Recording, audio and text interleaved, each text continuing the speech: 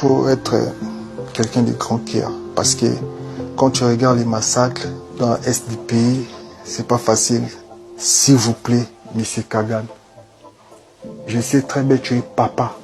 Jusqu'à quand tu vas arrêter? Parce que c'est toi, tu es le numéro 1, tu as la commande de la guerre. S'il vous plaît, tu es là, tu es capable d'arrêter tout.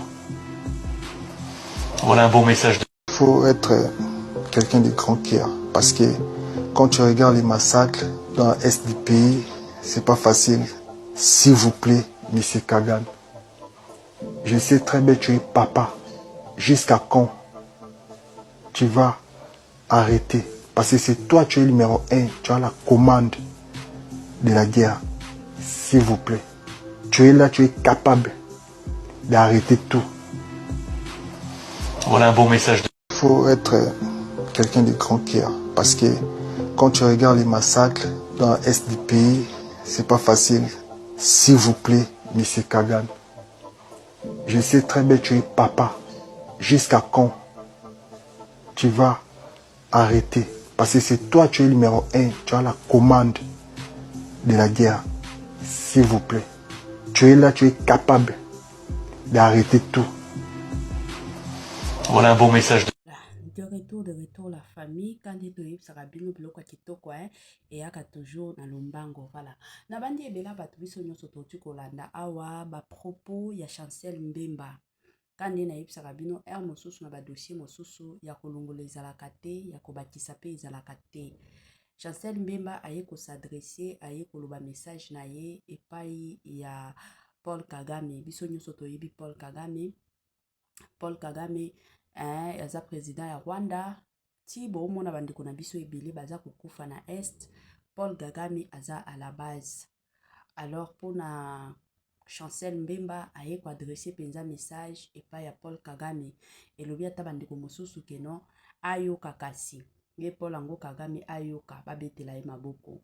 Ye moko Chancel Mbemba lobaka toujours la justice de Dieu yana toyebi ke ata lelo ata lobi te Nzambe azaka na jour moko akotelemisa justice na ye pona pays na pays ya Rwanda wana toyebi tozaka kawa eza message moko bandeko na ngai esalaki nga pasi penza na motema komona ba Chancel Mbemba ti bazokendaka kobetaka babale na mitema na bango bakanisilaka toujours et encore bandeko na biso o baza na Est yango eloba ta ndeko mosusu alobi ata bango bakende kopeta bala ata na Coupe du Monde Nzambe asala grâce ememata esengo na mboka na biso po mboka na biso ezaka mboka moko kolela na kolela tomesanaka kolela Kongo na biso ekomaka Kongo akolela bokoki kovanda boye te sans kolela ekomi kaka kolela na kolela Kongo moko kaya makambo Kongo moko kaya matakita Kongo moko kaka ya lelo bitumba lobi kuna bitumba. En tout cas courage nanu na ba léopard na ndenge bazo beta bale na bango na ndenge bazo se qualifiaka biso nyonso tomonaki ata na match o ya classement ya Coupe du Monde tomona ba léopard na biso bazo mipesa vraiment ce qui n'est pas facile toyebi biso nyonso eza facile te tande balobaka na biso boko tata na stade wana plutôt okimata kaka 30 minutes ya pamba okopesa bato wana respect ya makasi babiso o tozalaka kutu oza na ndako boye ozokima na kima nanu ata mwa distance songolo pakata tango okomaka na ndako neti mutu moko azokufa. Imagine bango avandi première mi-temps soki akobeta 45 minutes nyonso azaka kokima na kokima. Ce n'est pas facile. Ba léopard na biso baza bato moko ya koyaka surtout ya encore ko encourager. Moi ça m'étonne komona bandeko na biso mosusu omona bandeko na biso ba léopard bazokende obetaka bale mais bango bazo se permettre ka pona koya kofinga bango bango wana bayokisaka biso ka soni bango wana bayebi eloko te bango wana kutu bakobeta bango. Moi je me rappelle eza na bandeko mosusu tango tozobunda pona qualification ya Coupe du Monde il y a de ces personnes oyo babandaki kolakela ba léopard mabe. La famille soyons justes, honnêtes et sincères ba pays oyo bino bolakelaka mabe boyebaka penza ke ezalaka pays na bino la famille Ngana lobaka toujours na bandeko o balandaka nga ata soki boza libanda mboka okoki kozala oza na France, oza na Amérique, oza na Canada, oza na Afrique du Sud, oza na Angola, oza bisika nyonso ozali aussi longtemps que oza congolais yeba ke mabele ya yo eza na Congo. Na ba pays wana bakotikala ko traiter yo te que non oza mwana pays na bango, bako traitaka yo toujours et encore que oza étranger. Oza étranger. O babengaka na anglais ba foreigner. Na swahili babengaka ba kimbizi. Na français nde babengelaka biso ba étranger.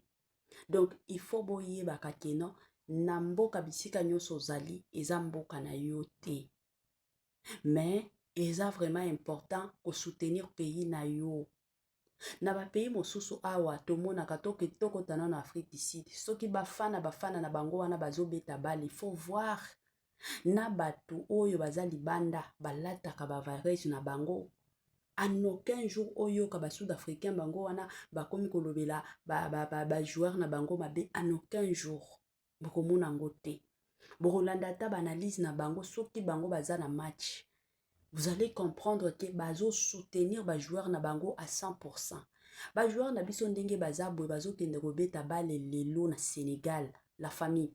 Notre prière peut ma prière est que to joie, to gagner. Mais s'il arrivait que babeti biso, problème ezate, pourquoi koya ko finga équipe nationale na biso? Pourquoi koya ko finga ba joueur na biso? To ko finga bango te, mais plutôt tozala batu moko oya koyaka ko encourager bango, tozala ka batu moko oya koyaka ko soutenir ka bango. Mais na Congo na biso ce n'est pas le cas, biso ba congolais to ko préférer na biso toyaka ko finga. To ko préférer na biso toyaka ko sabola, to ko préférer na biso toyaka ko lobaka mabe sur mabe concernant ba joueur na biso.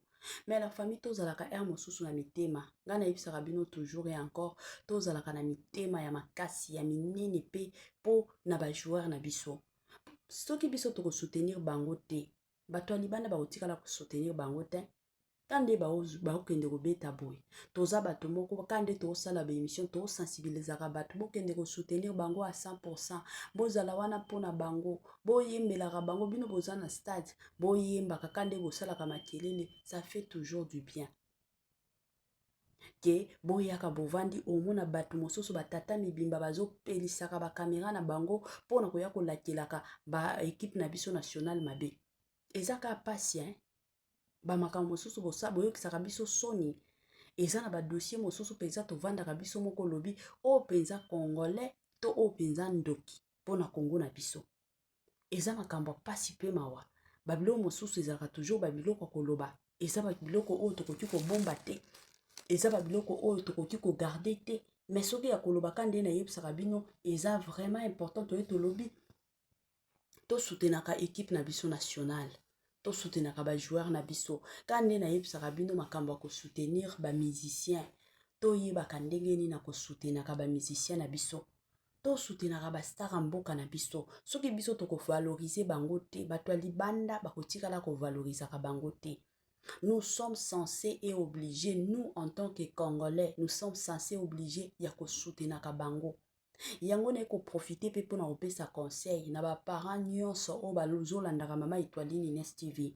Boyebi bana ebele lelo baye ko botama na ba complexe. Pourquoi? Parce que ba parents baza à la base ya kotiaka esprit wana ya complexe na mutu wa bana.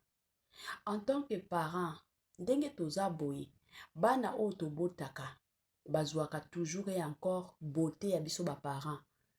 Soki yo papa na mama bobalanaki bilongi na bino eza ya kitoko bobota pe bana kitoko.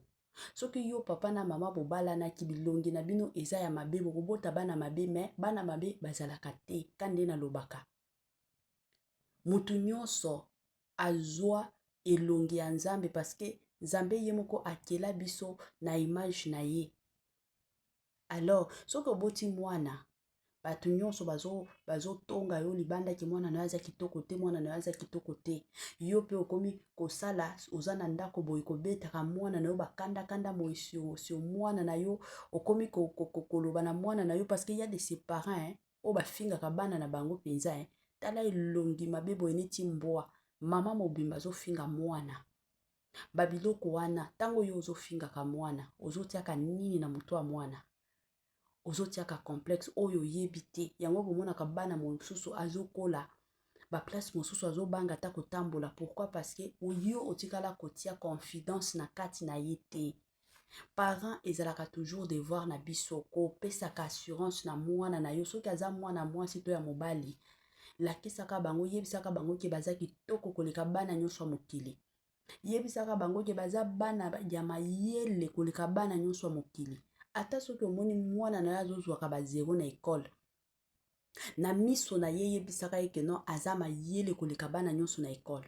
Mais na pembeni en tant que parent nde okoki kolela oyebi ke mwana na nga aza mayele te na ekole nasala nini. Mais na présence na ye pesaka confidence wana ya kosala ke non ayeba ke non moi aussi je peux faire ça. Soki yo en tant que parent ozaka mafinga na mwana yango yo oza zoba yango yo oza mayele te yango yeba ke ozo bebisa mwana na yo yango bomona na ba compétition peut-être mosusu ya école soki balingi bapona bato olie ami pesa aobanda se retiraka. Pourquoi? Parce que bino ba parents bofingaka mwana na bino ke azalaka mayele te ye pati yango na mutu ke ba parents déjà balobi ke nazalaka mayele te na okoka nanga te nazalaka na nini na force te na okoka nanga te. Mais soki yo ozolakisa mwana na yo ozo encourageaka mwana na yo ozo soutenaka pe mwana na yo ke non tu peux faire ça okomona ke nyonso oyo ekoleka nyonso oyo ekokomela mwana na yo akosala ngo. Pourquoi? Ayebi ke non ndenge eza boye mwana nanga e ba parents nanga basi bayebisanga ke non nazalaka mwana mayele eza bongo. Apprenons surtout à encourager nos enfants. Soki yo ko encourageaka bana na yo te moto alibanda kotikala koya ko encourager te. Ata soki koya kofuta nga bongo mama Etoiline nayebi osale nalingi osalela nga publicité ya mwana nanga comme ça ayoka. Non, yo mama yo papa boza censé akoyebisaka mwana na bino ke aza mayele aza kitoko. Ata soki bato bazofinga mwana na yo ke aza kitoko te mais yo lakisa mwana na yo ke non aza kitoko. Soki aza ya mobali yebisa ke na mokili mobimba tu es le plus beau garçon. Soki aza ya mwasi na mokili mobimba tu es la plus belle fille. Omona tango akobanda pe kokola bazotambola na lolendo wana ke naza kitoko na mokili mobimba moto akolekanga aza te. Mais soki bino déjà makambo bofingaka bana na bino muke ovandi ozofingaka mwana muke ovandi ozosabolaka mwana na suka nango ozozela nini mwana azala mayele aotikala kozala mayele te mwana kozala mayele te. Toyebaka penza kobatelaka bana na biso toyebaka kobombaka bana na biso toyebaka pe koprotejaka bana bana bazalaka lipamboli mwana azalaka lipamboli pa ya Nzambe. Eza na bato mosusu oui peut-être oyaki kozwa zemi otikala koyeba te ke oza na zemi mwana wana koyina ye te aza mwana tango ayaki Nzambe ye moko ayebaki le pourquoi mwana wana ifale aya tati ayaki ti obotaki ye Nzambe ayebaki. Eza na bato mosusu surtout ya basi ayaki kozwa zemi mobali aye kosondola ye atiki ye na zemi omona mama wana akomi konyokola pe mwana na ye kanda wana. Pourquoi? Parce que mobali akima ye. Pourquoi? Atikala kokanela zemi wana te atikala koprepare pe koplanifie zemi wana te koyina mwana te. Parce que tango ayaki Nzambe ye moko ayebi le pourquoi mwana wana il faut ayaka. Tomona lelo na basi mosusu babombaka bana na bango akoti na ndako ya libala azokosa mobali na ye ke non aza leki na ye. Je me rappelle encore ya fille moko otu na yeba asala bongo mama na bango batia ye zemi mama ake koyebisa tango aye kobala aye koyebisa mobali ke atikala kobota te mobali pe azwi ye na ndako ya libala aboti pe bana 5. Ba parents ya sister wana ya mama wana baye kokufa tango baye kokufa siko mwana na ya kokende wapi ndeko ya koyebisaka mobali o leki na biso ya kovanda awa nzoka eza mwana na ya liboso mwana azovandaka na ndako azovandaka na ndako mwana komi akoli il faut babala soki ka baye kopesela ye prédote libala il faut ekufa bapesa ye prédote libala il faut ekufa bapesa ye prédote libala il faut ekufa. Des jours mosusu kande bakendaka na ba prière alobi na kende na no prière kokende kokutana kana basala Nzambe bayebisi balobi te mama na bino aloba vérité parce que papa na bino alukaka yo ya lobi te baparent na nga basi bakufi alobi te bawana bazalaka baparent na yo te kendo solo na mama na bino ayebisa ye batangeli ye na nkombo tata na bango akende kotuna mama na bango boye mama akomi kolela koyebisa papa na bino o te nga nde mama na yo na bota yo mama ya ndenge nini mama oyo akumba zemi quelle que soit l'humiliation quelle que soit na nzela oyo oyaki kozwa zemi eza na bato mosusu bazwa zemi eza te keno ye moko akende kokutana na mobali ya mosusu baviola yo me nzambe ayebaki le pourquoi mwana wana efalaki aya sikoyo yo okoki kobebisa vi ya mwana na yo te keno parceke nazobanga humiliation tobatelaka bana babatelaka bango soki okobatela mwana na yo te soki yo okozala wana te mpona mwana na yo yo en tant que parent moto alibanda te pe ya mosika akotikala kovanda wana te mpona bana na yo te. Je suis sûre et certaine que tout se comprendre. Courage à vous les léopards. Ma prière est que Nzambe alola amimonisa na bale o bozo beta lelo toza na besoin de victoire.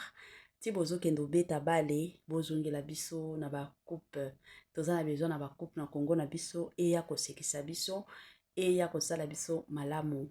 Message oyo bosala partage ekomela Paul Kagame quand des messages est adressé pour naye. Nous pensons que peut-être akoyoka atika kindoki oyazo sala na mboka na biso. Voilà, tokomi na mwa suka la famille. Bye bye et à la prochaine.